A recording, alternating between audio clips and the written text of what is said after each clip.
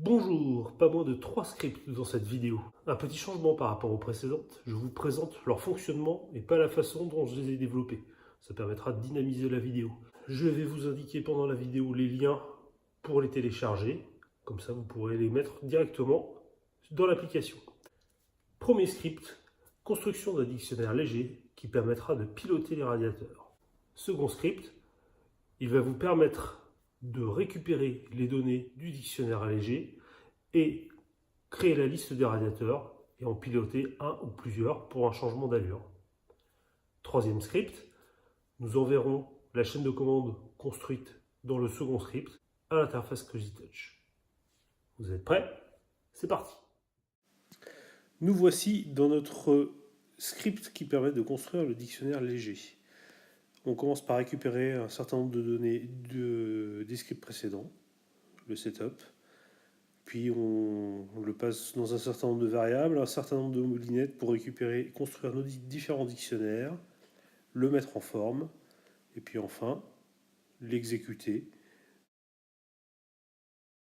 Nous obtenons le dictionnaire qu'on peut recopier dans The Viewer JSON et contrôler la liste des devices et des clés sous la forme du couple nom de la pièce OID.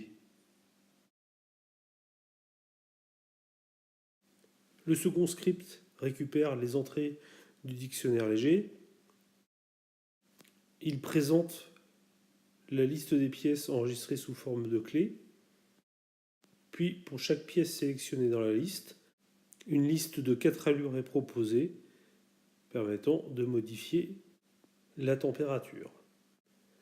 Une commande ensuite est passée dans la variable command name. Elle sera ensuite transférée au bridge Cozy Touch. Le script prend en compte deux types de devices, les interfaces Cozy Touch et les radiateurs pilotables. Une fois les variables positionnées, il construit l'URL qui permettra d'envoyer les commandes. C'est l'endroit idéal pour positionner une action coup d'œil permettant de contrôler le contenu créé. C'est ici que nous récupérerons ultérieurement les données que nous enverrons sur un script permettant d'envoyer une commande unique à un radiateur.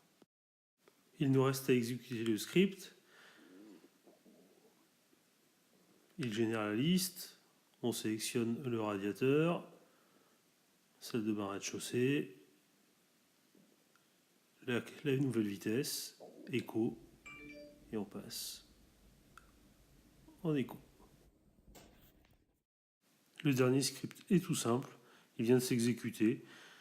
On récupère l'URL qu'on a habituellement, on la met dans une variable et on la pousse dans une requête post.